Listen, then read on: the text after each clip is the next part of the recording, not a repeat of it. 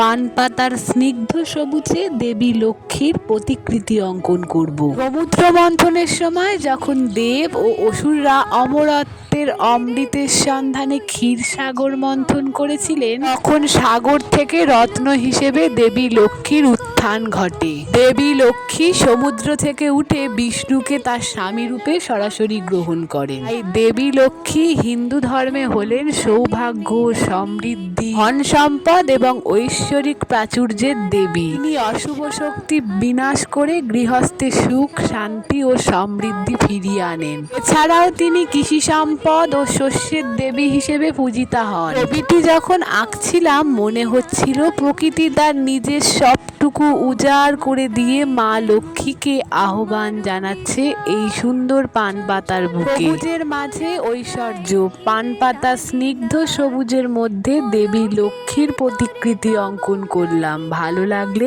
অবশ্যই কমেন্টে জানিও।